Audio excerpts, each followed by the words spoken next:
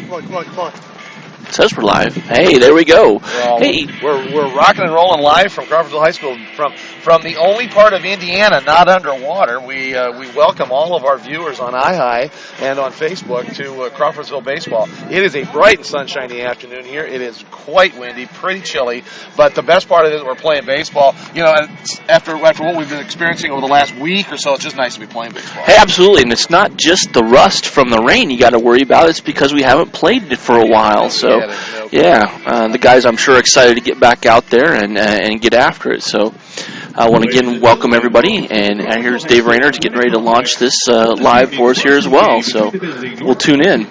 In case you're surprised about why we are broadcasting tonight, the game was originally scheduled to be played at North Putnam's field, but they were not able to get it ready, and luckily Coach Froge and the grounds crew here were able to get the Athenian complex ready to go. It looks great, by the way.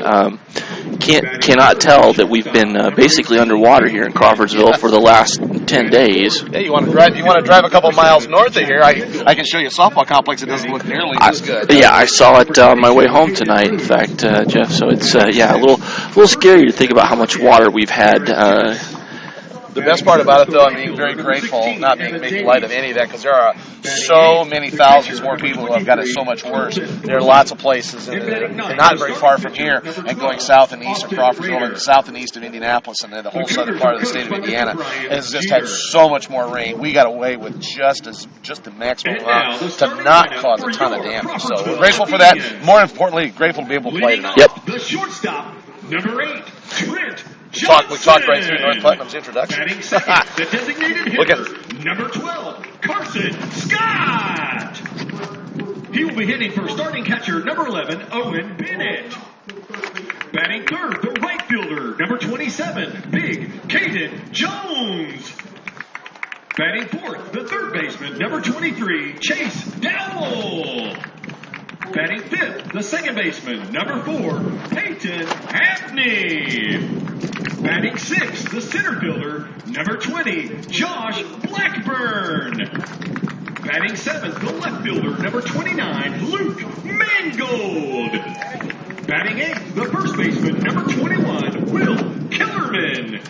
And batting ninth, your starting pitcher, number 2, Brendan Dowell. Your Athenians are coached by Mr. John Froge. He is assisted by Rhett Welliver, Tony Bean, Tommy Coy, Daryl Hobson, Connor Smith, and Brandon Froge. Tonight's umpires are Mr. Don Young and Mr. Joe Livingston. Ladies and gentlemen, please direct your attention to the American flag located in right field. At this time, the Crawfordsville Community School Corporation and the IHSAA invite you to please stand and remove your caps as we honor the United States of America.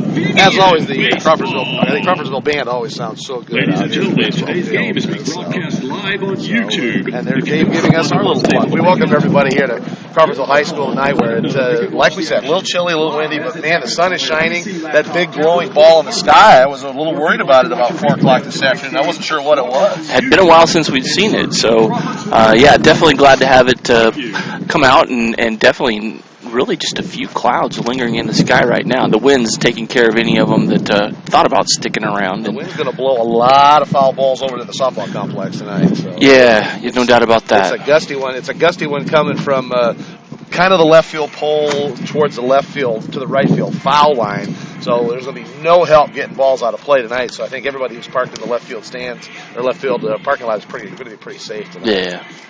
On the mound for Crawfordsville is Brendan Dowell, 1-0 on the season, making his third start, a 1.43 ERA, and just a really, really good role pitcher for the Athenians. And he's pitched 14.2 innings. He's allowed 10 runs, but only 3 earned, which makes for the very low bad ERA. 8 walks and 26 strikeouts. I mean, a better than 3-1 strikeout to walk ratio. Yep. Means he's at the strike zone. You know, and we've seen this in the years we've watched him pitch. That this kid is always around home plate. And always got to. If you're going to be a batter, you better come ready to hit. Yeah, no doubt about it. And he's not a big guy out there on the bump, but throws hard, and he's got a lot of movement on the ball. And I think even more so this year than in the past. I think really the key for Brendan tonight is just to stay within himself and really just do what he does best, keep the ball around the plate, let the defense work behind him, and let the Athenians play Athenian baseball. Yeah, exactly right. See what Dave says. Oh, it did get to 50. Northwest at 22 miles per hour. Gusty 22 mile an hour wind. I was going to say, probably when it slows down, it's not. That's It's right. at 22. The way I'm having to hold my papers down here, I got a hunch it's a wave. It's 22 on one hand and 22 on the other hand. So here's our first pitch. It's Max Hayes for North Putt, and it is in for a strike. Hayes hitting 182 on the season. This North Putt team is 5-10 under the direction of Brian Jeter. Takes a curveball. Not bad. For strike 2. So very quickly, Dowell is ahead. You're not going to see this guy work behind very often. This is a young man who likes to get that first pitch in for a strike. Of course, what pitcher doesn't, but he does it very religiously, and that always makes for a better advantage for the pitcher. Yeah, no doubt about it. Here comes pitch number 3. Puts it in play. Ground ball. This is Trent Johnson playing short. Fires it over to Kellerman at first for the out. So 1 up, 1 down for North Putnam. As we mentioned, this game was originally scheduled to be played at North Putt. This is the start. My goodness, I was looking at the schedule. 10 games in the next 11 days for the Athenians. This will truly test the pitch count. The pitch count. Yeah. There'll be a lot of guys, probably a lot of JV guys are going to be seeing a little action here or there. Next up is Duke Duff. Duke is playing second base tonight, and he's a 205 hitter. Yeah, no doubt that the good thing for Crawfordsville is as we get into this stretch is that they plenty of arms in the bullpen. Yeah, no doubt about it. Exactly. And they've managed them well up to this point. I think when you go and look at inning or total pitches and everything like that, I did a little bit of research on that, and everybody's still in a really good shape as far as pitch count going into the season. Nobody's, Trent's obviously a little bit higher, but nothing crazy going on there, even as far as his pitch count on the season. Yep. And then a layoff like this is certainly going to help. Well, they're going to rule that Duff got a little piece of that. Yeah, I didn't see it or hear it, but I didn't. No. Yeah. So the count stays at 1 and 2. I was just going to ask that. This has been about a week-long layoff. There's barely been time to practice because it's been so wet. There's strike 3, and at this point of the season, does it give rest to your arms that need rest, or does it? You had a great point we signed on the air. Does it put the rust on? I think it's probably a combination of the two. I think these guys are, the experience level here. I'm not so sure you really have to worry about the rust. And B. Dowell's out here proving it right now. I mean, he's already at. I've got him at 1, 2, 3, 4, 5. That's 8 strikes. Yes, out of 9 pitches. Yeah. So I'm not seeing the rust there. There's another strike. Yeah. So. Benj is a 189 hitter. This is a very light hitting. This North Putnam team on the season is hitting only 170. So they need to be judicious about their at-bats. And thus far, we've got a ground out and a strikeout. Ooh, just a little bit too far inside. Good movement on that.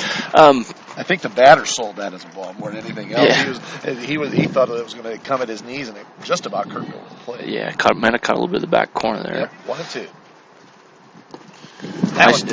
Nice job by Bennett there to knock that one down, keep it in front of him. Freshman doing a good job behind the plate. Bennett's behind the plate, just looking out over the field. Will Kellerman's at first, Nate Davies at second.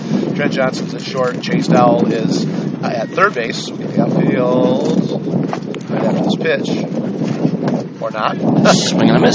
That's 2 strikeouts. We can't finish. Luke Mangold's in left. Josh Blackburn is in center field, and Caden Jones is in right. And this afternoon, and we have got. We got Carson Scott, who's going to be designated hitter this afternoon. So, but we get going, we get started talking. We got a proud dad to talk about here. What's this about your son getting a scholarship? Tell us more. Oh, he's going to be recognized tomorrow night at the Crawfordsville alumni banquet. Yep. He's received a scholarship, and so he's going to be tomorrow night as part of that. Yep. And certainly going to help at least soften the blow, because he is going to be going to Rose-Hulman this fall. So, and of course, we're talking about Luke Mangold. I mean, if we don't recognize the dulcet tones of his dad here. Wendell. Why am I saying Dylan Mangold was the other one that is off. He's off doing engineering school as well. Yes. God, I got these guys all screwed up. Yeah. I apologize for that. So, what kind of engineering? Right now he's looking at biomedical. Great. So. That's certainly a wonderful field. I got a brother who's a double E and has been involved in tons of Navy work. Mm-hmm. In fact, the team he's on right now is they're designing and installing the new computer systems on the next generation of nuclear tech submarines. Very cool. Yeah. So cool. An engineering degree will take you a long way. So good. So heading to Rose, that's wonderful. I mean, that's just a sign of a lot of years of hard work, and congratulations to him. So well, thank you very much. Absolutely. The Athenians, as we mentioned, 15-2 on the season, still ranked number 2 in Class 3A. Hard to believe that when you've got the pitcher with the most strikeouts, the hitter with the most RBIs, and another pitcher who has the most wins, that somehow you're still only ranked number 2 in your class. And one of your 2 losses was to the number 1 team in Class 4A. Right. Who has 7 Div 1 players on it. Hard to believe that somehow we can't quite maintain that number 1 ranking after taking that L. So anyway, I was really surprised, after winning that first game on that Saturday, and then losing whatever the score was to Carmel. I mean, they took them to 5 good innings. Before the arms just went tired. Yeah, well, and you figure we jumped all over them too, 4-1, and then I think they might have got a little nervous. They didn't want to take the L, so they brought in a few of their higher up pitchers, Yeah. So anyway, we'll keep working. We'll keep working from our angle. And Austin Rader is pitching for the Cougars. He's 1-1 on the season. This is his 4th start. Johnson fouls one out. Just looking to say it. Any one last little stat on him before we go back to it. He is 21 innings pitched, 25 hits, 17 runs, 13 earned, 3 walks, 19 Ks. Nice ratio there. Has allowed 1 home run. Johnson puts it about a 7-hopper on the grass, and good throw. All right. Over there that's from Kane Bench playing shortstop, just beats Johnson on 6-3. So Johnson, who just like I said, for this win, we got to make sure to put everything away before you put anything out. Yeah. Johnson hitting .451 on the season coming in. Goes down 6-3, and it'll bring up Carson Scott. Carson's hitting .380 on the season. These folks, and I know if you haven't watched much YouTube for Crawfordsville, some of these offensive numbers are just mind-boggling, especially the guys at the top. Carson, 380 hitter, 19 home runs, 2 doubles, 12 RBIs, 14 runs scored. A whole bunch of these Crawfordsville guys have more runs scored than hits, and some of them have more hits. There's just some phenomenal offensive numbers. Yeah, it's and it's in the one thing probably that the lineup is going to continue to get more dangerous as you go, because when you get down, so Carson he's a freshman, first year seeing varsity experience. You go to Kellerman, who saw some varsity last year, but not a lot. Same thing with Wendell, with let's see, let's go down. Blackburn, Yep. sophomore also again. Yep. Good year of varsity experience, but they're only going to get better as this season goes on, and that's what you're going to want to see is the guys at the top are leading the way right now, probably carrying a little bit of the load, and then the guys at the bottom of the order are certainly going to be coming along as the season goes. And no big slackers down there anyway. Well, and some of the guys at the bottom, when they come up with big days, that's when 5-inning games happen. Yeah, when I was coaching, I'd say the bottom of the order wasn't going to lose the game for me, but it certainly could help win it. Absolutely right. Scott pulled the bat back on that next pitch attempt, and obviously we see him head to first base on the walk. That is Carson's 7th walk of the season. They'll bring up Caden Jones, hitting .521 on the season, 25 hits, 5 doubles, 1 triple, 1 home run, 29 RBIs. My goodness, 17 runs scored, 14 walks, only 4 strikeouts. So talk about a guy really earning his keep at the bat. And honestly, if they wouldn't pitch around him or put him on base, I think the numbers would be even more outrageous. Yes. Kid's just got a good natural swing. He sees the ball really well, And you know what? He's a big, tall, strong kid too. So when he can get the arms around and put some juice into it, he can make that ball go a long way in a hurry. Well, and he runs well too. I think that's always the thing about Caden people don't realize is they think of him mostly for the swing, but he's got a good set of wheels. That's easily going to be. That ball just never stopped curving and gets outside. And Scott takes second. Yeah. Yep. So the Athenians have a first runner in scoring position. We mentioned Austin Raiders pitching for North Putt. That was Colton Thorson behind the plate. Darren Tennis, is at second. At first, Duke Duff at second. Kane Bench at short. Comes the next pitch. Just misses outside. Max Haste is at third base. Jack Kendall is in left. Hayden Roods is in center field. And Evan Davies is in right field for the Cougars. A lot of new names there for the Cougars this year. Not quite the experienced team that they were last year. So there's a 3-0 automatic. Jones looks at the 3-1. Will I'm sure have this green light for anything he wants to take a hack at. Yeah. So if he gets a hold of one and drives it towards center, that wind might still. He gets enough pop on it. Carson leaves. There's a throw, not in time. Carson stays put. There we go. So we've got a stolen base to move Carson Scott to third, and Jones walks. So the Athenians getting something started right away in the first inning. We'll bring up Chase Dowell, hitting .353 on the season, 18 hits, 4 doubles, 2 home runs for Chase, 13 RBIs, 13 runs scored, 11 walks, 9 strikeouts on the season. He's wearing number 23, hitting from the right side. He's got a chance to add to his RBI total.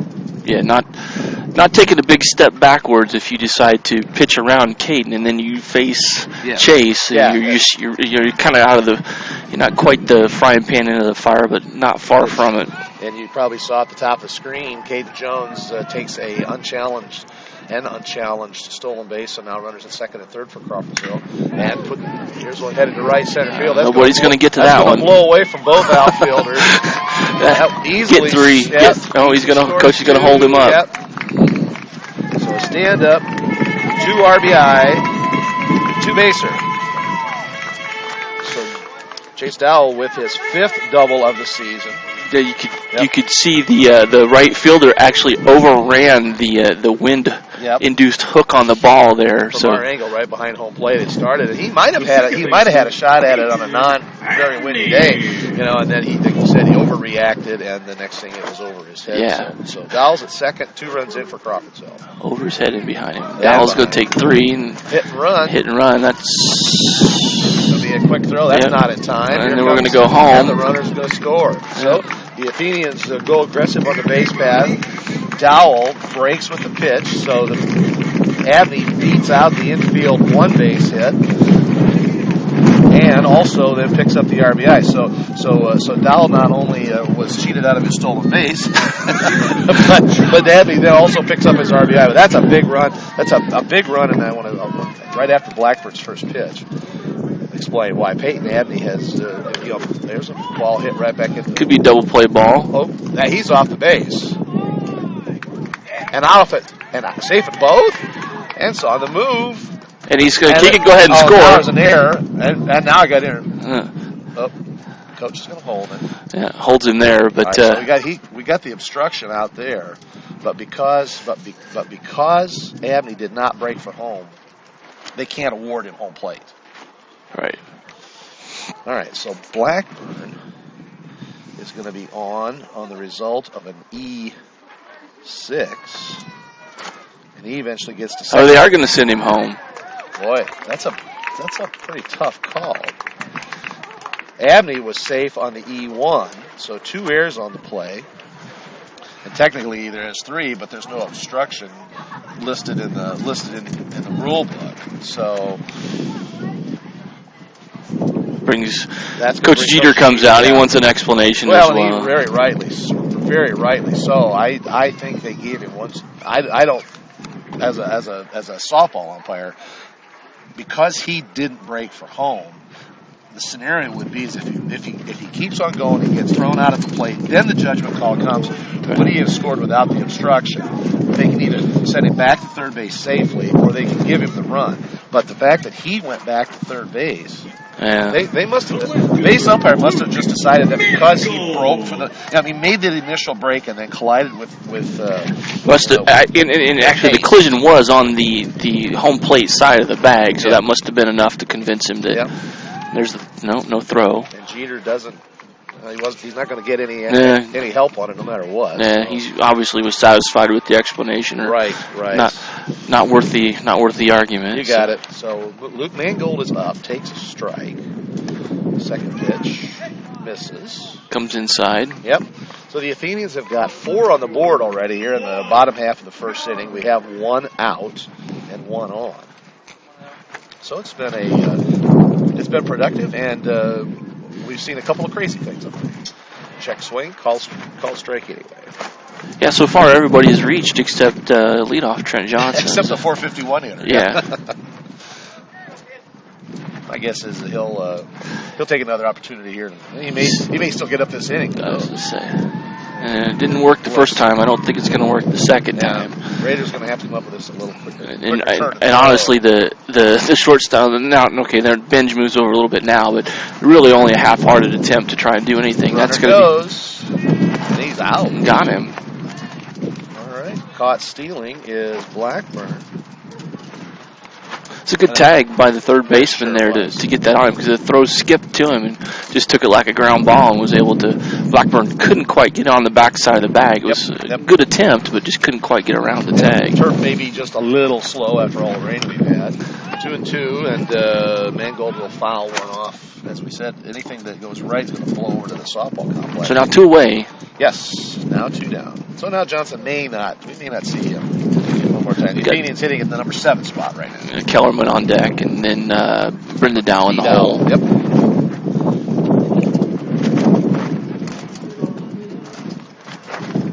Pitch out and away, so it goes full.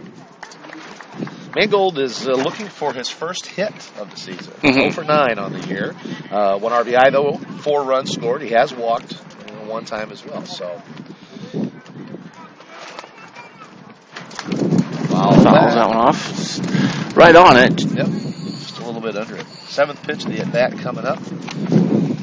Crawfordsville is taking advantage of a whole bunch of situations, except for Chase Dowell, long double to the right field fence.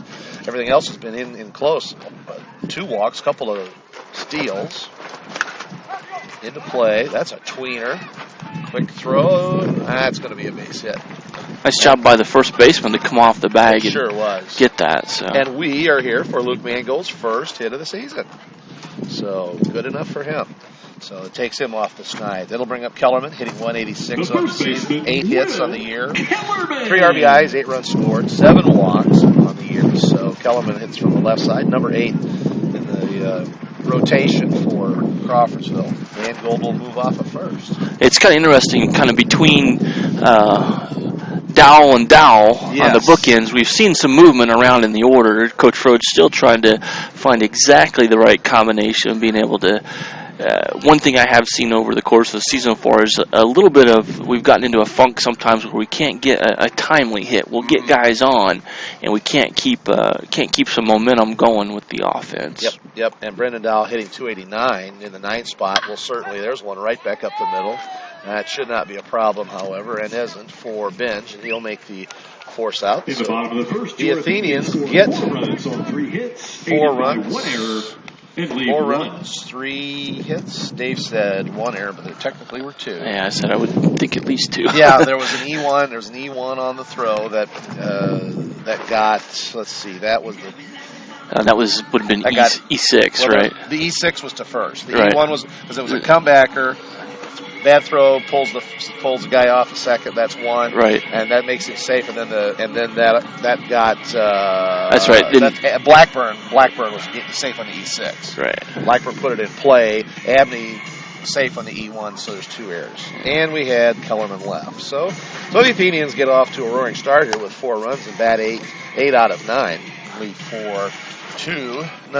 15-2 on the Crawfordsville season. We were talking a little ago. My goodness, the rain has just turned schedules into mush. And Crawfordsville, look at this. Now, folks watching on TV, probably not in the area, but if you were planning on coming out tomorrow for the double header, North Montgomery and Crawfordsville trade opponents for home games on this traditional Saturday. Crawfordsville was originally scheduled to play Whiteland at 1:30 and then play Union County at 4 o'clock. Well, North's field, they can't get it ready for tomorrow, so they've still got too much mud up there. So Union County is not going to come. So Whiteland is going to play Crawfordsville at 1:30 here, and that game will be on iHigh tomorrow. Okay. And then at 4 o'clock, North Montgomery will play Whiteland here at Crawfordsville, at the Crawfordsville complex. So, but then that just leads into, from Crawfordsville, a Monday game with Lafayette Jeff, Tuesday against South, Wednesday Benton Central, Thursday at South, Friday makeup game with Danville, Saturday at Park Tudor, and then the week after that is Wednesday against North Montgomery in conference action. Now, is the Monday game, is that a pickup or is that a JV game? According to, well, let me double check. Tommy Coy gave me a whole roster stuff. We get Jack Kendall up, takes a strike. Let me look that up. You watch this batter, I'll go look at this. I think the first pitch was a ball. Oh, I'm so 0-2. I'm sorry, 2-0. 2-0.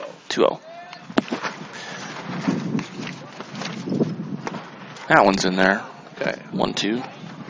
Tommy said he left a completely updated schedule. Here we go. Crawfordsville Athenians baseball. The 1 hopper. I got the 6-3 written down. It better happen. Right. Yeah, it did. There we go. Okay, so today, here's the schedule, folks. You get your pencils out. So today is the North Putnam game. Tomorrow is Whiteland. As we said, the Union County game is not going to be played. Monday, Lafayette Jeff. That's a pickup then, because that wasn't originally on the schedule. Okay, I was looking at Max Preps earlier today, and it was already there, so I wasn't sure if it was a pickup or, with all the rainouts and all that stuff, everybody's looking for games here and there. Then Tuesday, it's a home game with South. Wednesday is a home game with Benton Central. Thursday is at South. Friday is Danville conference. That's a conference makeup game here. Saturday is at Park Tudor. Skip Sunday, at least for now. And then, it's now Monday, May 15th. North Montgomery is here. And then Tuesday, May 16th, Crawfordsville's at North. Wow. So it's going to be 10. Well, now it's 9 because of the doubleheader tomorrow. 1, 2, 3, 4, 5, 6. Yeah, 11 games in 12 days. So aside from that ought to take care of the rest. Somewhere along the line, isn't the collective bargaining agreement come into play here? Aren't you allowed 1 day off somewhere?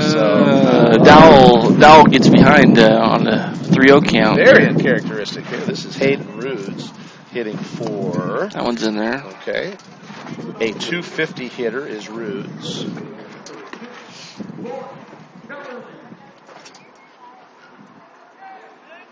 Comes the next pitch. That's going to miss. Ball 4. No. An uncharacteristic walk administered by Bedowell. That is his 9th walk of the season. First baseman, Darren Tennis. First of the day. As we mentioned, 26 strikeouts coming into today, so now at 28. This will bring up Darren Tennis. Looking at a throw to first. Tennis is a 167 hitter. Like I said, the Cougars do not have a lot of power in the bat as of yet, hitting only 170. The Athenians Paris. You say they're 5-10. 5-10. They've got 15 games in already. Yeah. One of the few teams that does have almost as many games as the Athenians. You look around, a lot of the teams we've played have not had. They've been barely to 10. Yeah, they've been about 5 games behind us, and a lot of that's because of the spring break trip. It certainly helps us get some games in early. Yes, and it doesn't put you behind as big an 8 ball with this weather like it's been. Ball's outside. Dal's struggling with his control here all of a sudden. Yep. Overthrowing maybe just a little bit, but tennis, we were talking about North Putt hitting 170 on the season. I just looked at Crawfordsville and they think 310. Yeah, not bad. Here, 140 points better. That was way wide the other direction.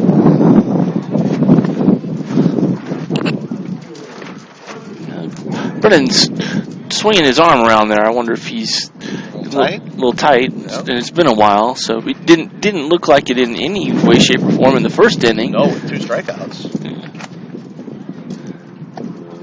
There's strike. So we go 3-1 again. The other thing he might be doing is he might just be struggling with the long sleeve. I just noticed that. It looked like all he did there was just try to get it at a little bit different location on another walk. That'll put 2 on base. That'll send Bennett out to chat. At least now they got to come up with different signs with a guy on second. The right fielder, Evan 8. 9 out of the 10 first pitches were strikes, and now we're at 1, 2, 3, 4, 5, 6, 7. 7 out of the next 10 were balls, and then it just keeps going from there. So 4 out of the next 5. So 2, 3, and 1 counts on both of these walks that were just issued. So this brings up Evan Davies.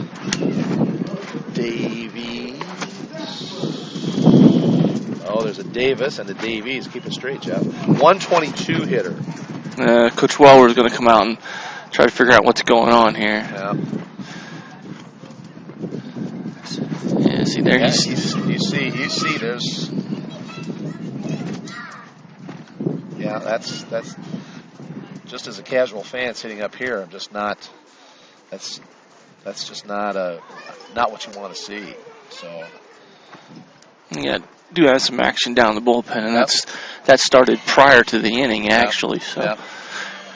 Coach Welliver, I don't think he's out there talking about his shoulder. However, he and Bennett both got a little bit of an earful, I think. So. Well, and this is going back to your previous comments about the number of games we've got coming up. Assuming the weather holds, you need to make sure that you got guys that can eat some innings here. Boy, no kidding. And you're going to need innings out of this guy, especially. You're going to need that 2 or 3 innings every other appearance. There you got him. Swing and strike there. Didn't check up in time. Yeah, because obviously, Chase is going to get all his full load, and Trent Johnson will get his full load, but then you got to look at, got him. The throw was just a little bit up and away, just a ton, and Trent had to just swing back around to head for the base. And you may have had him, but the angle of the umpire was certainly close. I say that probably factored into it just a little bit there.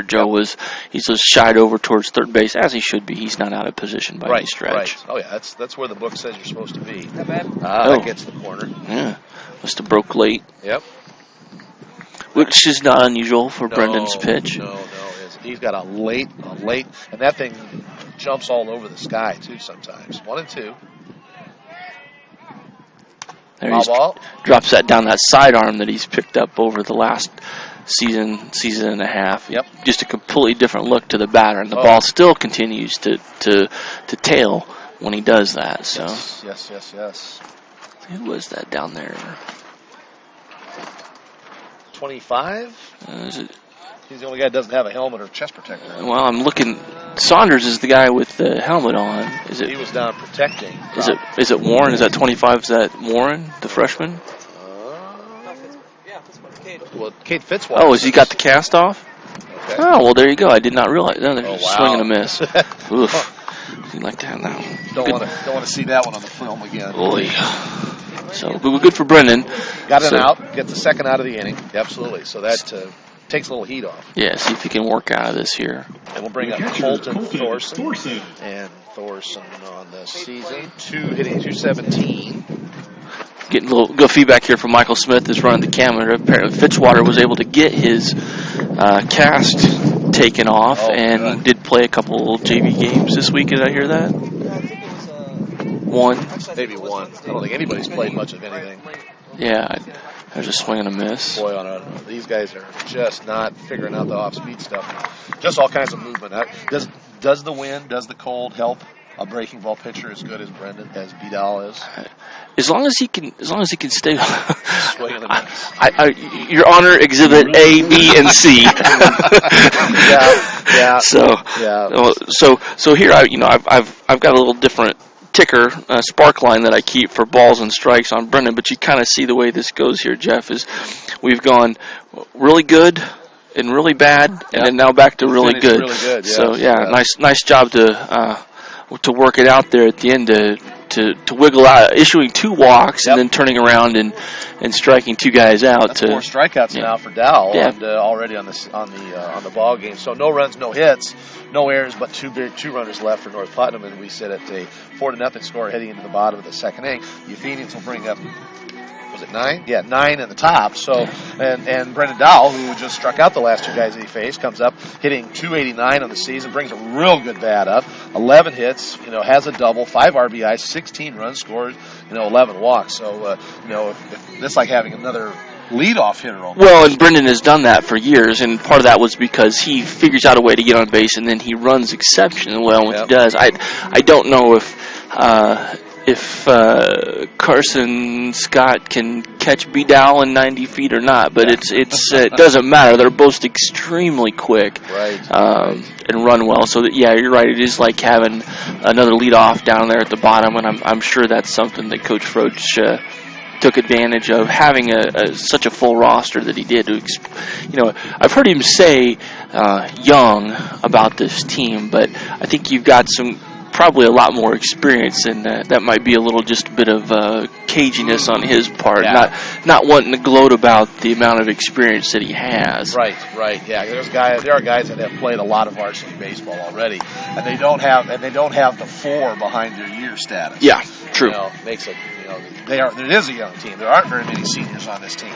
The seniors are big leaders, and they do produce huge for this team. But there's also a ton of guys that are, that have a year to play, 2 years to play, and a couple of guys have 3 years to play, seeing significant innings. So you're absolutely right. What do they say? You don't rebuild, you just reload. Yeah, pretty much. That's the way it's going this year. Yep. Brendan Dowell, as we mentioned, leads off. He's going to show a bunt. Doesn't bite. Ball's in the dirt, bounces away. Crawfordsville scored. I'm going to look. One of those runs was unearned in the last inning. So Abney coming across. Abney's run was unearned. There's a strike. There's a strike, 1-1. Dowell not extending the bat out on but that tailed away from him. Right. So he chokes up a bunch too. He's got a full 2-inch. Looks. I think that's got to do with what he's going to try to do. He's either going to work this for a walk, or he's going to try to bond his way on. So we'll see. Anyway, any shape, anyhow. That's how the coach always says. He does put a bat on it. Probably wishes he hadn't. Yeah. Goes foul. Avens count at 2-2. Bottom of second. Just getting the Athenians at bat started here. Brendan Dowell's up, and the top of the order is behind him. That took 8 guys to score 4 runs in the first inning. That did break inside, but it's now full. Good grief, that wind is blowing hard. Yeah. We apologize, folks. That comes right through. We've got wind screens on both microphones, and it's just blowing right through them. Here's the payoff pitch. Foul. Gets a piece of it, stays alive. So he's going 7 pitches deep into this first at bat in the second inning.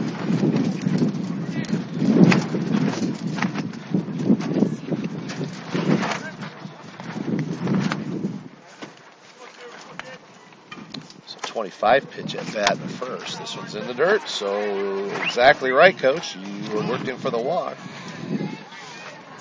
So, 12th walk of the season. And did you say, so we're going to have a courtesy runner. Courtesy runner. That would This will be Fitzwater. Cade Fitzwater coming out.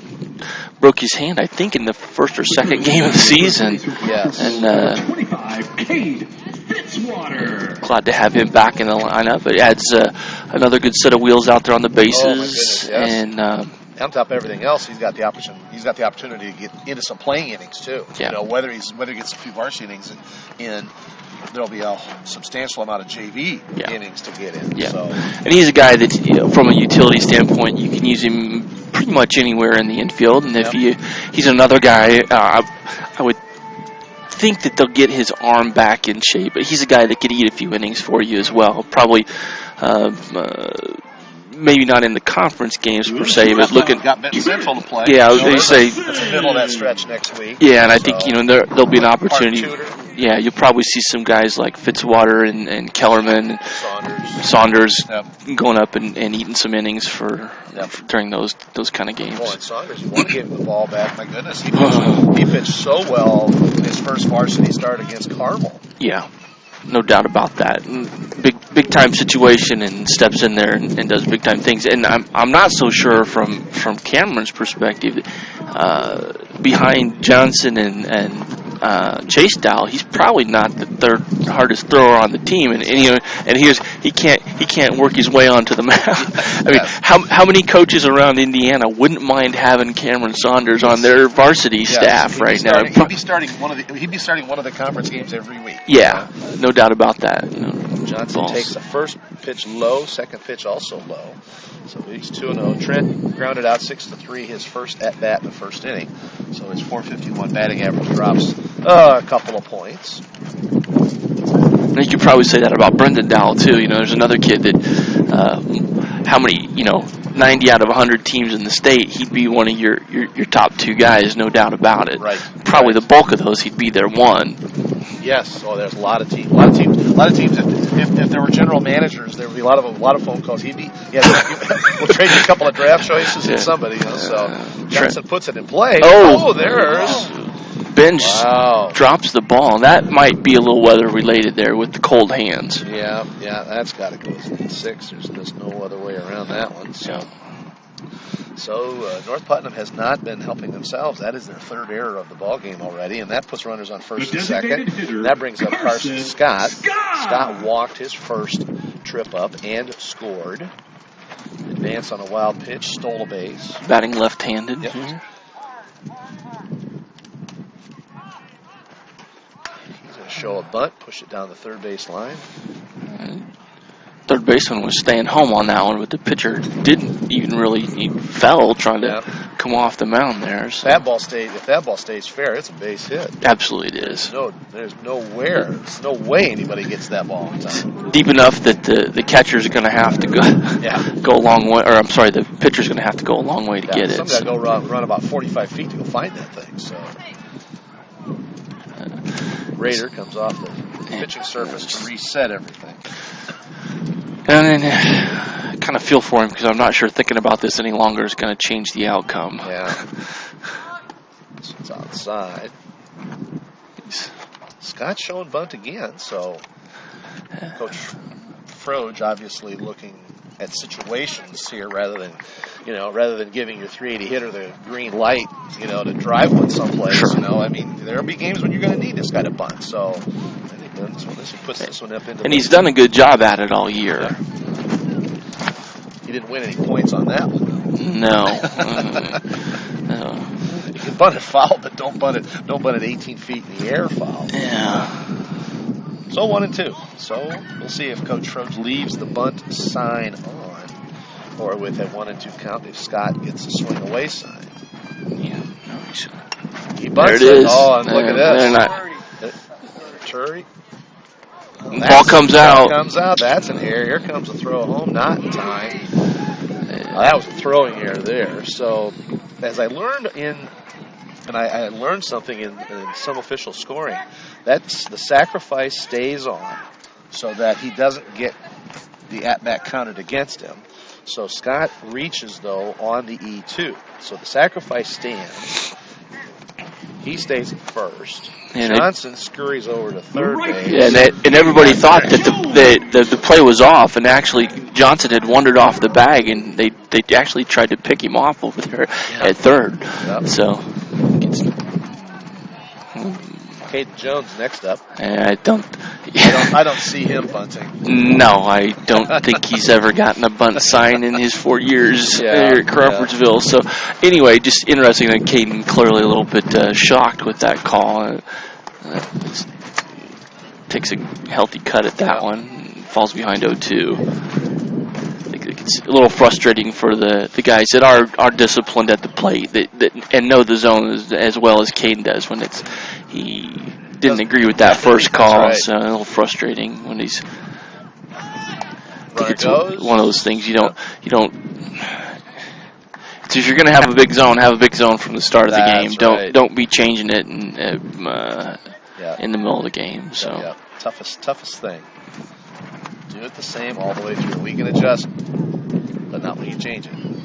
Stolen base puts him on first and second. That's going to flare. Little Texas leaguer. That's going to fall. Yeah. That's going to drive in Johnson. Everybody's station to station here. So Jones gets a 1B and the dot RBI. Yeah.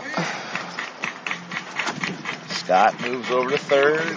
Johnson scores his first run of the day. It's 6-0 Crawfordsville. And Cougars are still looking for the first out. Yeah.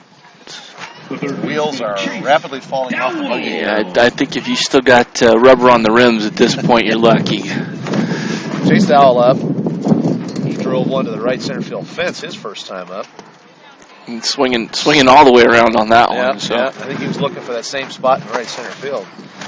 Pitch fooled him a little bit. He drove in 2 runs with that double. It was his 5th double of the season and moves him up to 15 RBIs on the campaign. Pitch outside. Nice job by the catcher to keep that in front of him. Everybody stays put on the bags. Colton Thorson behind the plate for North Putnam. They got a handful of games coming up too, although not anything like 10 games in 11 days for the Athenians. Runner goes. This is in the dirt. No chance of getting Jones. Count goes to 2-1. Jones logs the stolen base. That's the only thing I didn't do. I didn't log stolen bases for the big guys. Yeah. He doesn't have too many. I'll bet you that. I guess with that one, since the catcher didn't come up with the ball, it's still. But the one earlier was just basically that's catcher's indifference when he just doesn't even make an attempt. Yep. And in college and pro baseball, that is absolutely the way it gets scored. So, but in high school, they still count them. So, bag's a bag. That's it. Chase Dowell at the plate. 2-1 is his count. 2 runners in scoring position now for Crawfordsville. 2 runs this half inning. 6-0 on the lead over North Putnam. Scott Smith up in the presser for the football field. He's covering both games at once. The girls' softball is playing behind us.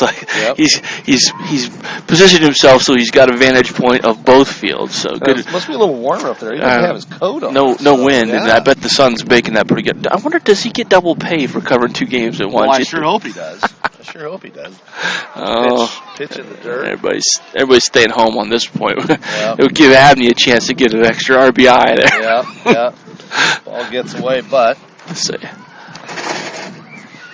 That's going to bring up Peyton. We talked a little bit. Peyton put the ball in play. Got credit for an infield single, and big hit for him because he's a young man. He's only hitting 167 now, probably about 173. Hits can come in streaks. He puts one high into center field, and here comes Scott. He's going to stand up. So the throw was to second. So the sack, F8, and the RBI. So it played out just like I said it would. Abney got the RBI. I just didn't get a hit to go along with it. Exactly so right. That's all right. He drove the ball. Key player, yeah, and that's something he's always done a good job of doing, is putting the ball in play. Yes, indeed. Josh Blackburn hitting 277, reached on an air, caught stealing from second to third. Comes plate. Yeah, Jones, little cat and mouse out there with the pitcher and the shortstop. Jones has a massive lead out there. They did either a little while ago. Yeah, he's walking it back now, but yeah. Swing and a miss. Blackburn wanted a two RBI double on that one. Yeah, well, in Dow, that's another guy that it's amazing to me that these guys that just as well-rounded the players are. Jones is going. Here comes the throw. That's not in time. No, and Dow takes second on it also. Yep. So lots of stolen bases here for the Athenians. One caught so far. So now runners in scoring position twice for Crawfordsville. All Josh got to do here is just find a little bit of grass, and it's going to probably get 2 off that. Yep, 16 RBIs on the season. Ball in the dirt. Nice job. Nice job scooping that up. Yes.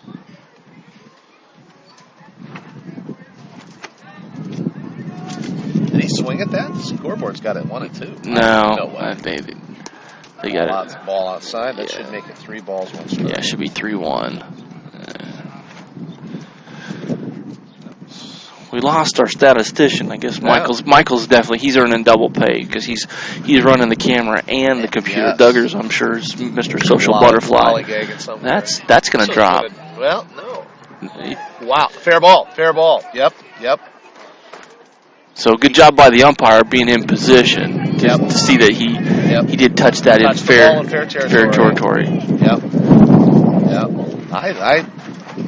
North Putnam coaches are not disputing. A couple of players are, but I think they had a pretty bad angle.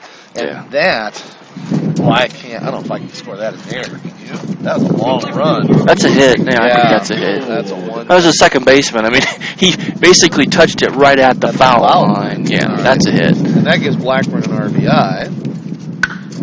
This one's going to make for another RBI. Yeah, maybe 2. Nice shot. Mangold drives one into the green. He's stand up on second. Yep, so. on the very first pitch. So he's got an RBI on the day. That one, except for the tall grass that hasn't been mowed the last couple of days, that would have rolled all the way to the fence. It wouldn't surprise me if Coach Welliver came out here and mowed it as soon as he had. Because I'm looking at the stripes here on the right field line. Those look a little fresh. Somebody's been out here in the last few days to mow it off. Yeah. And they've got a couple of big mowers back there in the shop. They can get it knocked off in a hurry. Get stuff done. Here's a comebacker. Quick throw to first. And he drops it. He drops it. Wow. Not getting much help behind him. Boy. That is. Oh my goodness, that is. Coach Jeter's coming out. Yeah, that is 2. That is 1. 2, that's 3 errors this half inning. 5 on the game now, and the Athenians have batted around, and the only out register drove in a run. Yeah. All right, so we're going to have a new pitcher. Let's see. As soon as we get a number. He's a big, tall kid. It's the third baseman. All right. That was Max Haste. All right. Coach, you can't warm up if he stands in front of him. Yeah, that's right. You're not gonna speed things up by doing that. Oh my! Yeah. He drops all the way down, Kent Colby style. Submariner. I'm thinking way too far back. Over the top. Yeah, over the top. There was a Haste that played for North Putt a long time ago. That's a different family.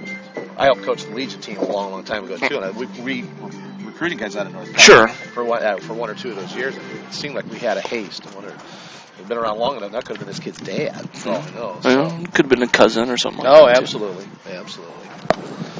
But that guy, that Haste, was not a big, tall guy. He was a little skinny drinking water. So, got to figure different tree in the family, branch of the family tree. Yeah, different side of the gene pool. There we go. So must have been from the deep end in the shallow end. Yeah, that could have been mom's side. there. So let's see if we can find anything on Max Hayes in the middle of this raging gale. Let's see. Hayes, 1-2 on the season. 21 innings pitched, 21.2 actually. 14 hits. Yikes, 26 runs.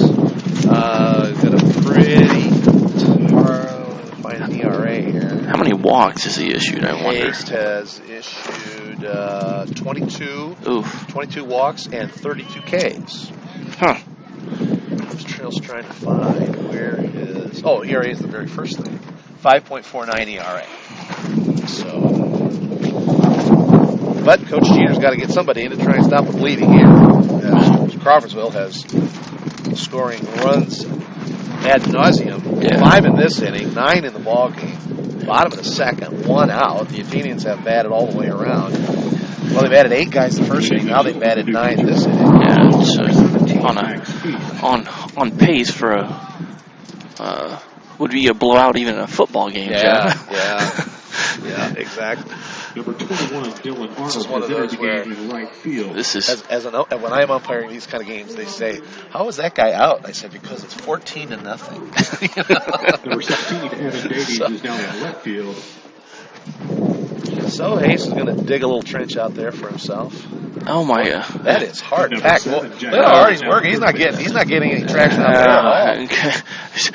I'm surprised Coach Welliver's not poking out. Or Tony Bean. Well, yeah, Tony. Yeah, they'll have a hand in keeping that mound in such great shape. So. At the half inning, they're going to run out with a little bucket of red clay and a tamper and tap it back down.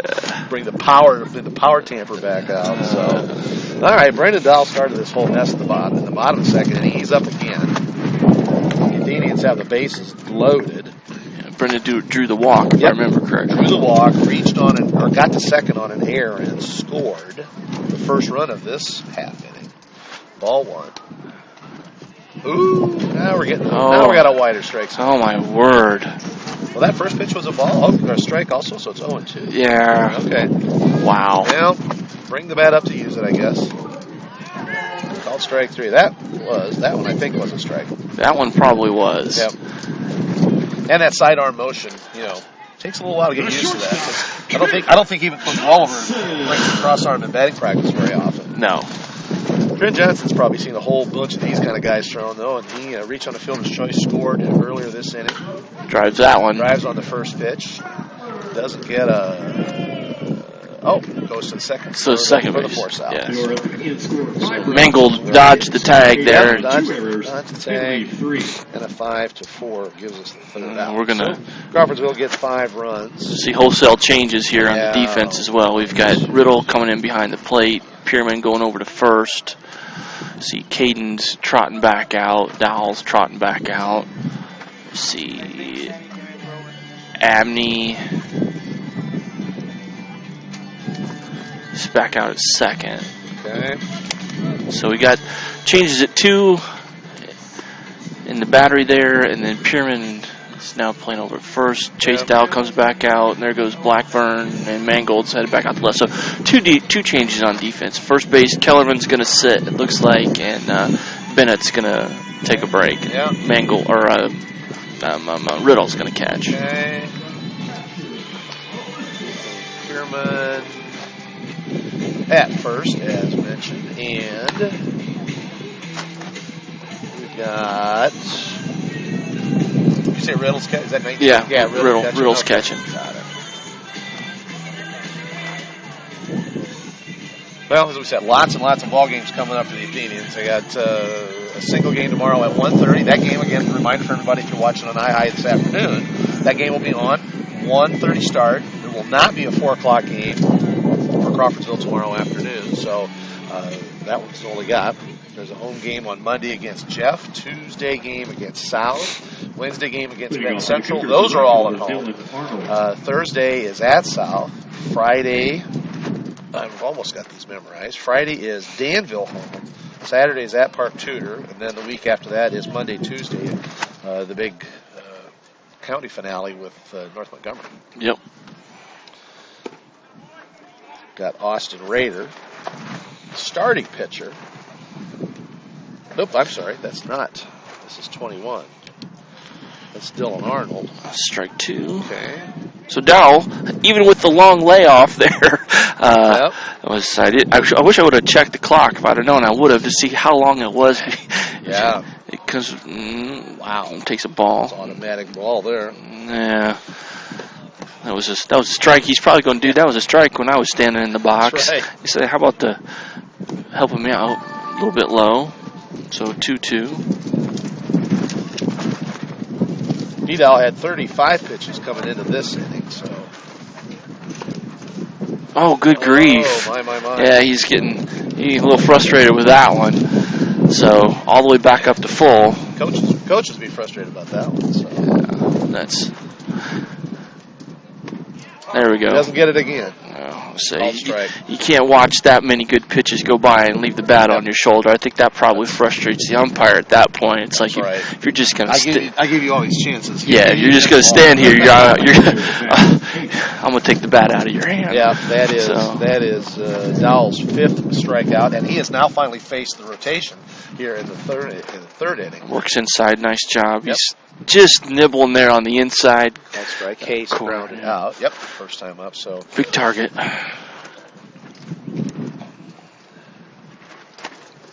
Dowell drops with the little sidearm action there. So Crawfordsville has had Johnson bat 3 times, and this is finally the second at bat for the Cougars. It's outside, 2-1.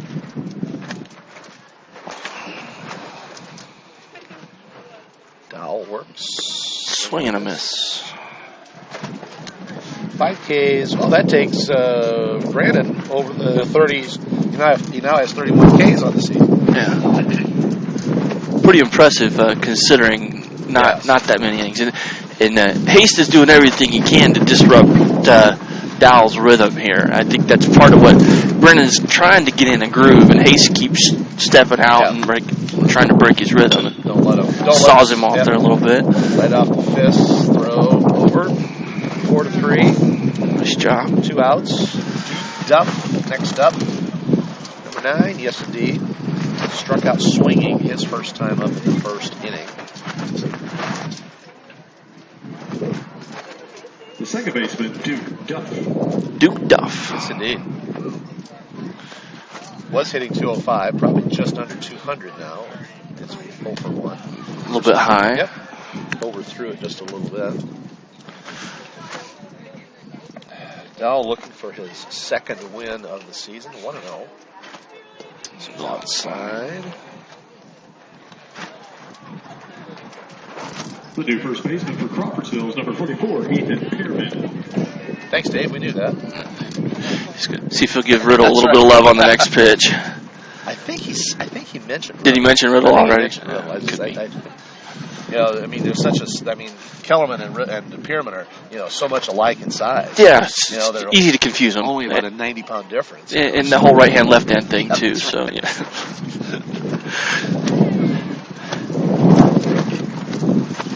Dave's probably got Duggar up there distracting him. That very well could be. Only to give Dave the benefit of the doubt. It must be nice up in that football press box. Scott looks like he's got his lounge lizard outfit on up there. Well, it's interesting because Duggar had actually talked about moving this whole setup up there if there was going to be inclement weather. And I was thinking, that might not be just a bad idea anyway on a day like today. Yep. The only thing that happens up there, and this I was talking to, when it comes to next pitch. Oh, gives him the corner, even at 2-2. I have not broadcast a game from up there. I have covered one game up there for the Journal. Next pitch. Ooh, wow. Not quite. The Lebanon radio guys, I talked to those guys last year. They did a couple games and maybe at least a couple games from up there. And they said the only problem is from that vantage point up there. Whoa. Got him. Clearly got away from Brendan on that one. It was all the way behind and got Duke there on the rump. thumped him on the backside. So anyway, I was saying is that vantage point, the guys were saying the only problem is that you can't see all the way to left field. Yeah, I believe that. There's a little dead spot, and part of it's that wall in between the two windows. Sure. So, but otherwise, they really liked it because it's out of the weather, out of the wind. And there's an AC up there when it's good and hot at playoff time. So I bet if it was on a decent day, if you went all the way up to the top on the crow's nest up there, you can. That strike. Wow, that was okay, so this is the umpire must. We're just going to call them as we see them. Yeah, it's 1-1. Call them as they're that's a make-up call for something. Yep. Strike 2. He's probably thinking he wants to get out of here too. Yep. And Crawfordsville still got to bat at least 2 more times. Yeah. That's probably his biggest problem. Fouls out. Foul ball, just under the light pole. Very long strike. Yep. Still 1-2. This is Kane Benj. I think stayed at shortstop, I believe. Yeah. After all the defensive changes. He struck out also in the first inning. Foul ball. Ooh, that's off of him. Had to hurt. Did you hear that second knock? That was his ankle. If you didn't, folks, just take 2 pieces of wood and thump them together. Yeah, that's exactly what it sounded. It sounded like 2 2x4s getting clapped together. That had to sting. He's back in the batter's box pretty quickly, though. 6-pitch coming. Yep. Called. Yep. He's been generous with that inside corner all day long. That ends things. No hits, no errors, and 1 left. No hits, no errors. 1 guy left on the hit. 5 batter. There's 5. There's 11. That's 6, 17, 6 more, 23 pitches. Gives Bedell 58 here through now 3 innings of work. We're looking. I had it jotted down. The Cougars have got a handful of games coming up too. Now, although I said on Monday they play Monrovia, and then Tuesday and Wednesday they play Greencastle. Their conference games usually go back to back. Okay. WRC usually does that. So Monrovia has got to be a rain makeup game because that's also a conference game. Yeah, so. that's the West Central Conference or something like that. WC. Yeah, WCC. WRC is Covington Fountain. Yeah, and that's a big. That's 10 teams in that conference, if I'm not mistaken, and that goes all the way over to is it Edgewood and Owen Valley and Cascade? Yep, absolutely. So there's a bunch of them, and I will not even begin to try and remember all of the sectional shakeups that are going to happen next year because of some schools going 2A or 3A, whatever it is. I know Southmont was drop that. There we go. Bounce. Well, I was just thinking, you said that about sectional. It's 7:04, and their broadcasting just got started. Yep, yeah, on the IHSAA. So they're streaming it live. Tommy Coy said he was going to try and monitor it down in the dugout. See if there's anything on the Twitter feed. If he wasn't too distracted. Looking down here to see who the Athenians might get the first round of the sectional, which I believe Mr. Barton said was going to be it's a Monday sectional here. Leading off for your Athenians, the designated hitter, Carson. Well, we go looking for that. Bottom of the 3rd. Carson Scott, 2 runs scored already. He officially has not got a plate appearance yet. Walked and reached on a sacrifice that an error allowed him to get on base. Scott takes a pitch at the ankles for a called strike.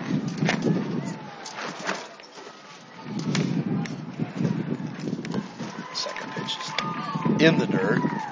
Ball.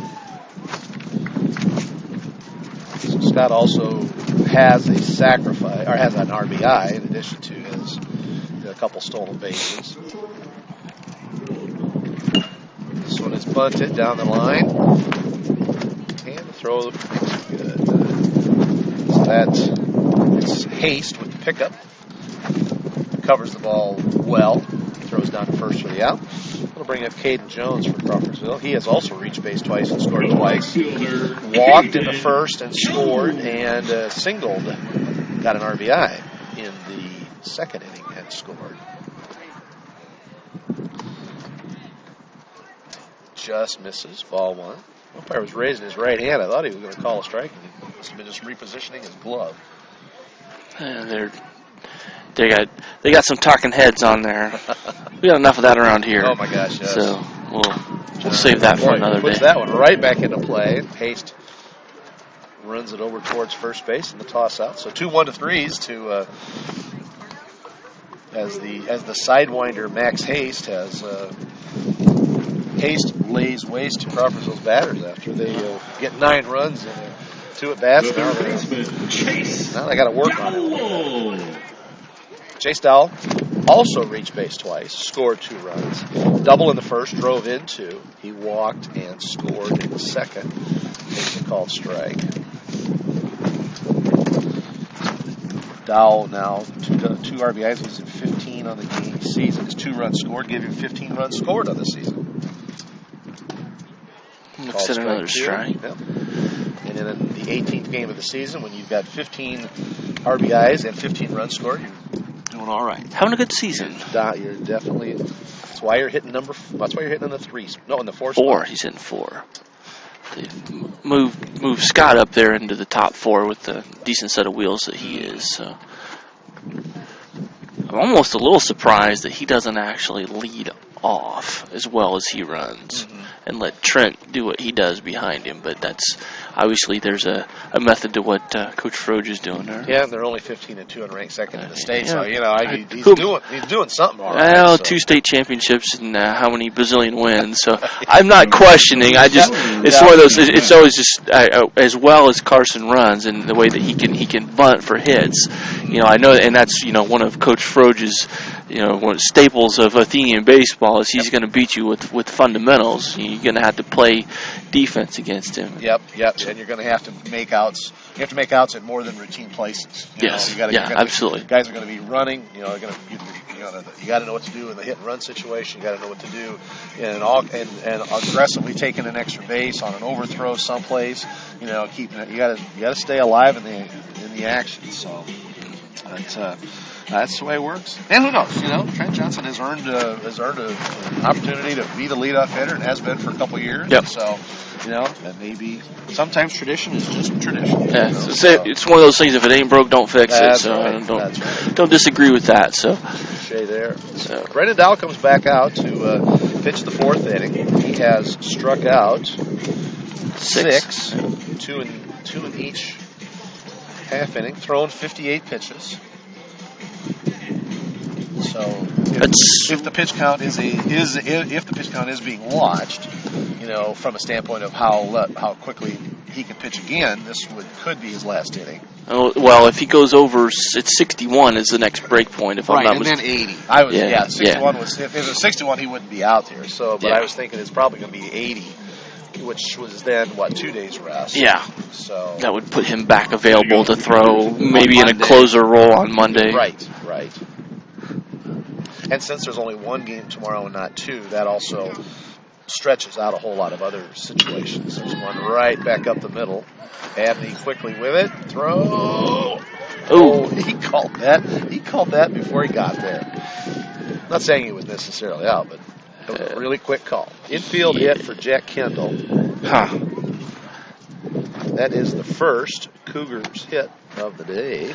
Nice job by Abney fishing that out. Really nice job. Deep in the 4-hole there, and he was able to come up with that, and he bobbled it just a little bit, getting out of his glove, and still made a decent throw over there. So no shame in that. Oh, there's a hit. All right, now we don't have to worry about whether the no hitter. Quick throw to second there. But no discussion about if that's the only hit of the ball game. Yeah, no. All right, single to left. So the Cougars get something. 2 pitches and 2 hits. So. Yeah. Darren Tennis walked. His first time up. So his first, still looking at it for an official. Did Kendall hit the first pitch also? Yes, he did. That's what I thought. Sure did. Oh, now. Oh, my. Okay. Ball one. Just that. That's all I'm going to say. Right, thank you for the pickup there, Mr. Nelson. Well, I got to push my jaw up, too. Yeah. All right. Ball two. This is one of those things where I really start to feel for Brendan, because he's been told body language, and you can't let that affect you. That one was low. Yeah, that one was low. Yeah, no doubt about that one. But those last two pitches were as good as any other two that have been called for a strike tonight. Yeah. So, oh goodness. So 3-0 here. You're not going to get done fast if you shorten up your strike zone. Okay. 3-1. Oh my gosh. It's always automatic on 3-0. So 3 balls, 1 strike. 2-1. That's outside. Slips away from middle. Yep. Oh Lord. So bases juiced. Are loaded here with nobody out in the top half of the 4th inning. This is going to be Evan Davies. Struck out his first time up. Evan Davies. Now, if North Putnam's got to do something here, the bottom third has got to do it, and they 7, 8, 9 spots, and they all went down in strikes. Yeah. Their first appearance. Now, 2 guys came up that, it's first pitch swinging. Top of this at bat, so Cougars all over. And he's looking for that first pitch. Coach Jeter may just have decided, you know what? This kid Dowell throws a whole lot of strikes. Let's go hit some earlier strikes. Don't take. Foul ball. Gets a piece of that one. Yep. Because when you end up falling behind, 1 and 2 or even 2 and 2, you're going to start looking at that off-speed stuff that you've been having all kinds of trouble. Well, yeah, and I was just getting ready to say you're going to see with Brennan, you're going to see breaking balls, you're going to see sidearm and all kinds of other stuff. There it is, trying to induce. That's too slow. That's got to be Johnson. He's out. Yeah. First base coach not liking that call. So a 6-3 RBI. That ball died in the grass. Boy, it did. Hustled up to get that. So. Gets the out at first. Kendall scores. Yeah, now the Cougars are on the board. Now this is interesting. We didn't play infield in on the last one, or that probably could have been a double play. It might have actually. It would have been tight to get the side guy at second, but it would have made the play at first a lot less close, and you might have been able to get the guy at home too. Now with 1 out, we pull everybody in. So try and. There it is. Ball gets the call. This is Colton Thorson. Swing and a miss. 0-2. Thorson, as we mentioned, struck out his first time up. It ended the at-bat in the 2nd inning. He's hitting just a little over 200. One of the... there's 2 guys, 2 batters for North Putt over 200. Curveball, just a little up. Broke a little late. Yeah. Coach Jeter, he's giving instruction out there. Hit that ball. It's like, Coach, if it was that easy, I wouldn't be hitting 200. That's right.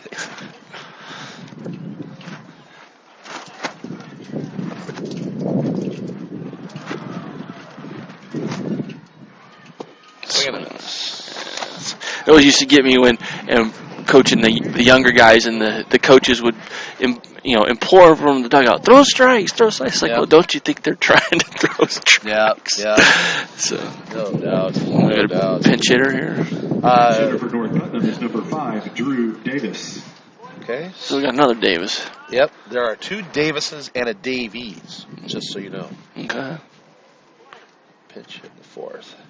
So Austin Rader actually hits in this 9 spot. Whoa! Get out of the way, kid. Yeah. Welcome to the show. Yeah, Austin. So Austin Rader started.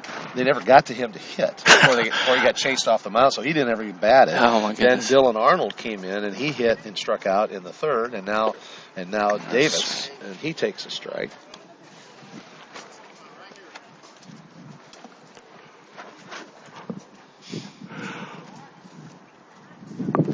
Two out. Ooh, a little wide there. A little wide.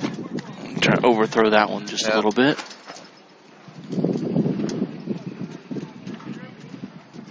Cougars on the board here in the top of the 4th, trailing Crawfordsville 9-0.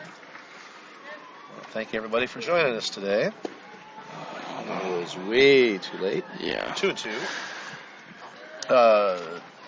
I know I'm not a gambling man, but $20 says he gets that same pitch right here. I wouldn't bet against you. No. Sidearm fastball. Oh. Wow. No, I would have bet you that was a strike. That's what I should have bet you. There you won your money. Oh my goodness. Poor Brendan. He's he gets the strike out on the next takes care of business anyway. But runs his pitch count up about what all it's doing. That's all it's doing. It's just got to be. I mean, the body language. There we go. Yeah, the body language there. It's not disgust. It's just it's like, come on. Yep. 20 pitches. That half gives him 78. So the coaching staff can decide next. There were players down in the bullpen area. I know the last time up, wasn't sure if Saunders was down there throwing again or. No, we're sending somebody else down now. Maybe Caden. Oh. Yeah. Kellerman's got the protective helmet on. Maybe Caden is going to go get his arm loose. 27 is Caden Jones. So. And Bennett's running down there with him. Yep. So yeah, maybe Caden will get a little work. Sure. Well, now what the offense needs to do, the offense needs 2 runs here is what they need, or 2 or 3, just some insurance runs. Yeah, like to get that one back and then a couple more. Yeah. If you're going to make it a 4.5 inning game, this really legitimately make it a 4.5 inning game. So. Yeah, because as much as they'd like to work guys in and out, they probably also want to get out of here a little bit too. A little chilly, a little windy. Another game tomorrow, another game Monday, another game Tuesday, another game Wednesday, another game Thursday. So we'll work against the practice schedule, obviously, but almost all those games are several of them. The Monday, Tuesday, Wednesday games are all conference games. Yeah. Well, in fact, the Tuesday, Thursday, Friday games are all conference games. So those are certainly games you're going to be working at. So. And you can always get BP in. You can always get BP before you. So it goes Jeff, Southmont, Benton Central, Southmont, Danville. And Riverton Park. Riverton or Park Tudor. Park Tudor. That's the game. And that's at Park Tudor. It's at Park Tudor. Yeah. So that's the only trip out of the county in that whole 10-game stretch. Yeah. I gotta keep my years straight. Sometimes I balance those against Madison's my daughter's volleyball schedule because 2 years ago when we played over there, it rained like crazy. I remember that because we went from the pouring rain at Park Tudor to a volleyball tournament. Oh, there we go. So it was like a good change of pace. There you go. Max Hayes stays on the mound for North Putt. Peyton Abney is up, swings at the first pitch. Peyton is officially 1 for 1. Singled and scored in the first. Sacrifice fly drove in a run in the second. And Hayes is, I'm going to say, deceptively effective. Yes. Because you didn't see it from the warm up, and you don't see it here, but he comes at you from about every angle, and the guys are, The Athenians haven't put a bat on anything yet. There's a foul ball. Somebody's shin guard paid for itself right there. Yeah. Still 0-2 for Abney. Yeah, since Hayes came in, he got a called third strike and a ground ball to get out of the second. 1-3, and a strikeout in the third, and he's an 0-2 on the Abney right now. So he is. You said stop the bleeding, and that's exactly what's happened since he's come in. Put a tourniquet on it. Yeah. Coach, be just our luck. We end up this thing going 7 innings now. Sitting out here, 9-1. 9-1 is sitting out here in the shadows of the wind. Yeah. So I thought I was overdoing it. I threw some thermals on. It came straight from mowing the yard to here, and I thought, I'll leave them on just in that. Yeah, you're right, because in the shade and behind us and the wind blowing in our face. Yep. No mercy. I'm doing all right. I'm doing all right. I'll be cold when I get done. I couldn't be any colder than I was Wednesday at softball, I'll tell you that. We played, guys wanted to keep playing. We played in the wind and the mud, called strike. Strike 3. Yeah. Wow. The zone is it's a floating plate. So we'll just first out. Yep, Dabney takes the called strike. Then bring up Josh Blackburn. Yeah, I say my hands are cold. Other than that, I'm surviving. Yeah. So Blackburn has reached base twice, reached on an error, and singled in a run in the second inning. Foul ball.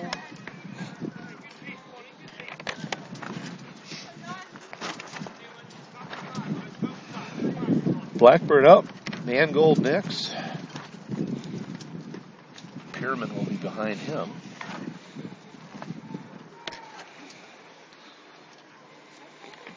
Might be Pierman's first at bat of the season. Well, all right. If you're going to ask that good question, let me see. No. He's 0 for 1. 0 for 1. Okay, he's got one. All right. Here comes the 0-1 pitch in the dirt. I wonder here if Haste is how much gas he's got in the tank. Right. Oh, he has thrown quite a few. I think I said he 22 or 23 innings he had coming in. So, and they've got sidearm. Oh, he doesn't get a call. And they don't have any weekend games, so they are good till Monday. So, okay. So unless he goes crazy over his pitch limit, he should be. Yeah, be ready to go. Yeah. That's not a strike either. Wow. Okay. Just must be the angle. Yeah, no, it's not the angle. It'll be interesting to talk with both coaches after the game about this. Did he? Full count. Okay. Doesn't matter. I was thinking the last one was a strike like it should have been. No, but did he foul that? Can't he run? 3-2. Swing and a miss. 2 strikeouts on that sidearm fastball. So Haste has struck out 4 of the Mangold 7 he's faced. Well, and the other 2 of them have been choppers back to him also. So he's. Yeah, and Johnson had a fielder's choice. Hit a ground ball to third. So, strike. This is Mangold. Had a hit. He has 2 hits on the day. Infield single in the first, and a double that scored a run in the second.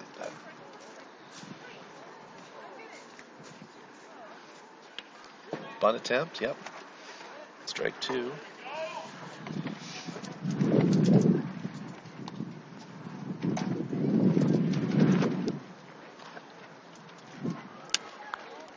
Coach Froge finally coming out to the third base coaching area. See, if I was him, I'd stand a little bit further to the north there, get some sun. Right. Yeah. Solid strike. Okie doke. Yeah. 3 of 3 down for the Athenians. We head to the 5th. Well, Coach Froge may have been down there with Coach Coy and a couple others trying to find the HSA web stream to see. Oh, you know what? Yeah, see if they've got the sectional. I'll pull that back up here. See if I can see that. For all of our iHigh folks watching and listening at wherever you are, thank you for doing that. Remind everybody that there are not 2 games on tomorrow. There is only 1 because of field conditions at North Montgomery. The Chargers are not going to be able to host their 2 games. So tomorrow at 1:30. And if you're listening far enough away, Eastern Time, always do that. Those of us who work in television, we always make sure we put the ET on something. Anyway, Crawfordsville plays Whiteland tomorrow at 1:30. Union County was supposed to play North Montgomery tomorrow at 1:30, and then the 2 Montgomery County teams flipped their. There is a new pitcher for Crawfordsville. We're going to flip opponents at 4 o'clock. Well, that's not going to happen. Whiteland is coming. They're playing Crawfordsville at 1:30, and then North Montgomery is playing Whiteland here at Crawfordsville in the 4 o'clock game. The Athenians then have got home games on Monday and Tuesday against Jeff. We got Lafayette Jeff and South. They have a home game Wednesday, non-conference game against Benton Central. Thursday they go play the Mounties at Southmont. Friday Danville is here. On Saturday they go to Park Tudor, and then the following Monday, Tuesday, which is May 15 and 16, is then home to North and then at North. So busy week. Yeah. 10 games in 11 days. Would have been 11 and 11 had the doubleheader stood for tomorrow. It is Caden Jones coming in to pitch. Let's flip over to the stat sheets.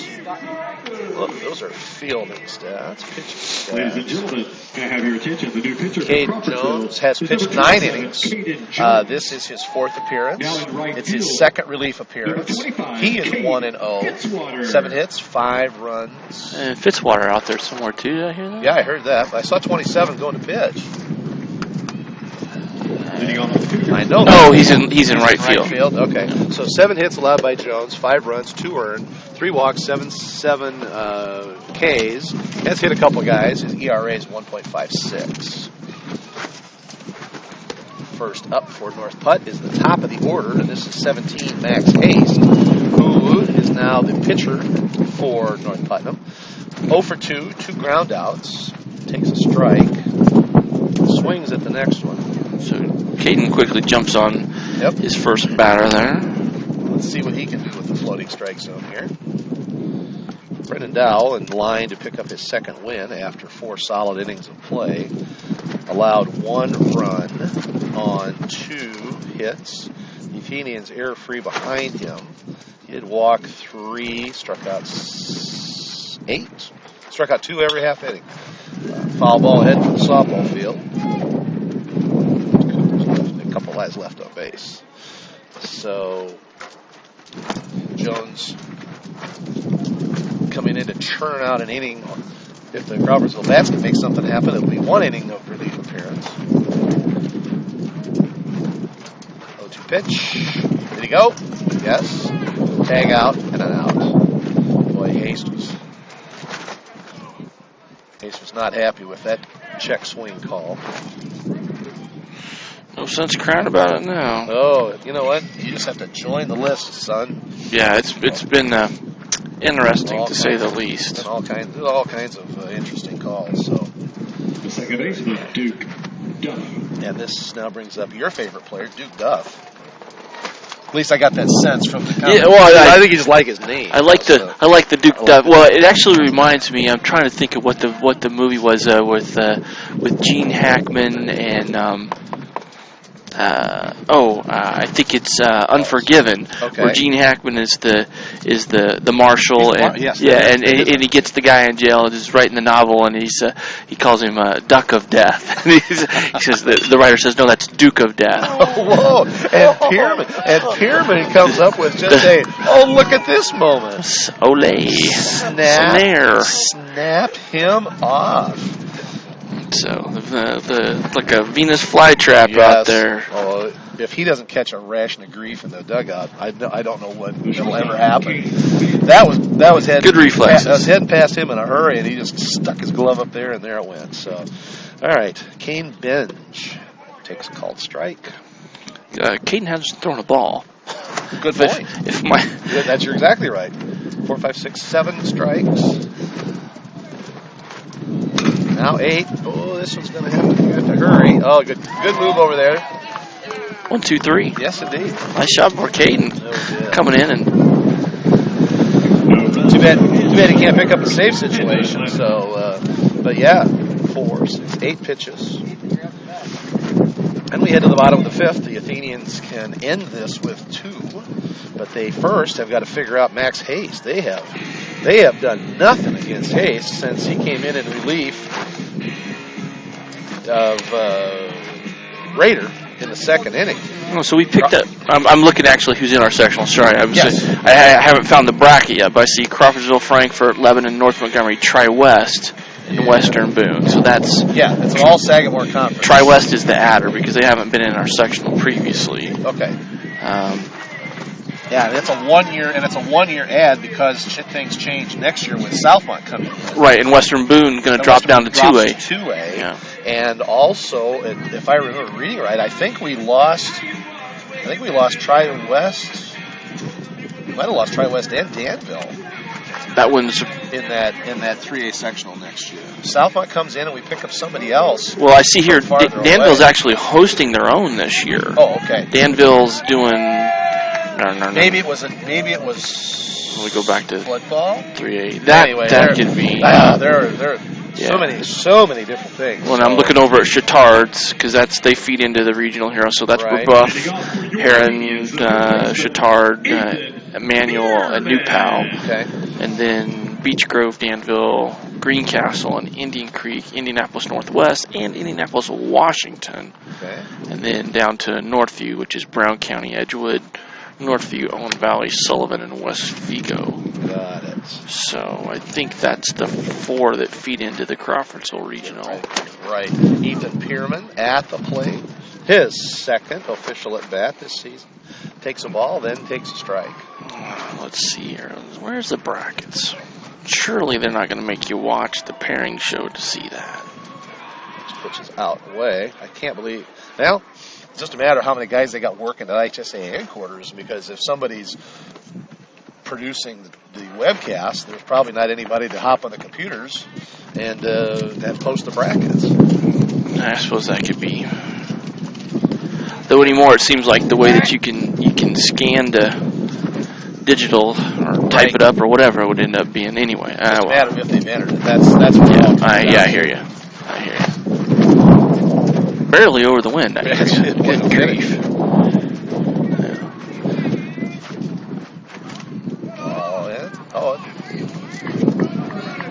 Wow. Catch the umpire? It sure did.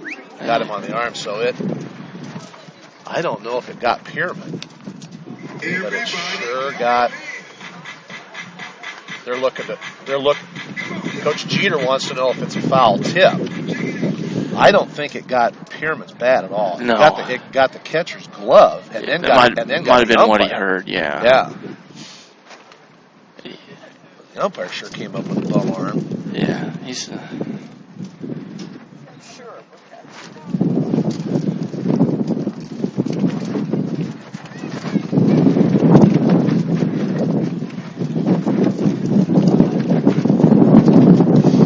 Conversation goes on out there.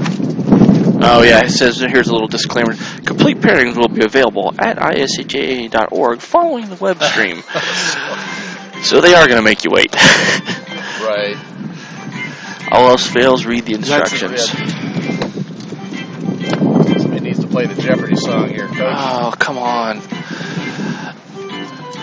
Coach, there's 3 opportunities here. It's ball 4, it hit him, or there was a foul ball. Yeah. I'm almost positive. I'm 95% sure it didn't touch Pierman. It didn't touch Pierman's bat for sure.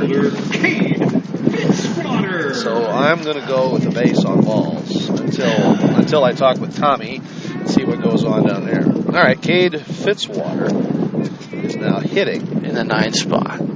So replace Caden in right field and Bedell in the batting order. Yes.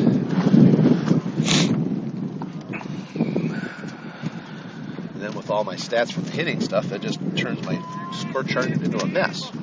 Looks like a Rorschach ink blot. Fitzwater takes a strike. Yeah, it's one of those things, if anybody looks at that and sees a baseball game, they've got some serious issues, right? That's right. How do you know what's going on? Well, you just had to be there, folks. Fitzwater actually took a second strike, according to the scoreboard. Oh, jeez. And he looks at 3. Yeah, little shake of the head as he meets Johnson halfway back at the dugout. So, not the first one of those we've seen tonight. Right. Well, here's a guy 0 for 3. Trent Johnson 0 for 3. That's the only thing Stranger's saying about Trent Johnson 0 for 3 is that he takes a called third strike. Gets all that. Yeah, that's right. He's going to say, "I'm going to end that." Shut up, Nelson. It's one of those things. You don't talk about the no hitter, or when a guy's having a hot night. He's going to hit for the cycle. You don't talk about it, and then lo and behold, there that's just the opposite right there. You mention it, and it happens. Exactly that, and that also. And this is, what.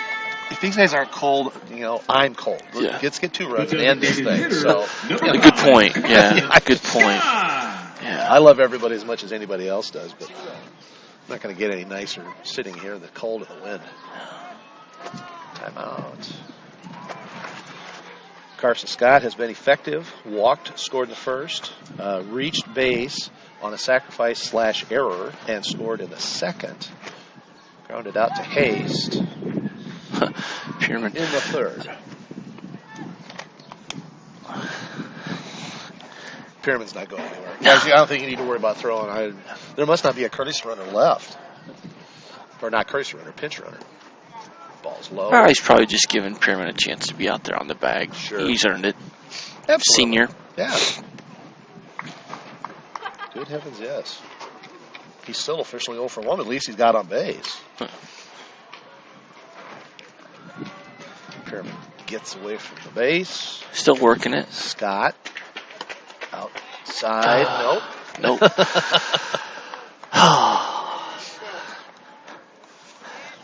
Yeah. 1-1. 1-1 to count.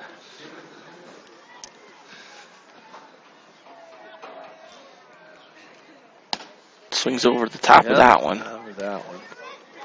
Case actually didn't put anything on it. Actually just kind of came with a 3/4 arm and right down the pipe. The last place you were expecting it. Yeah. So Scott 1-2. 2 on. The game-ending run stands at first base. That's Trent. Yeah. Ball time.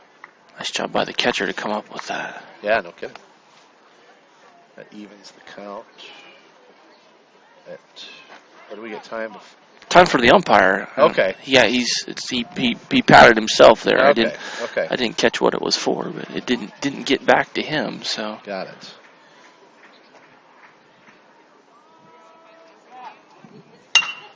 that's gonna drop. That's down.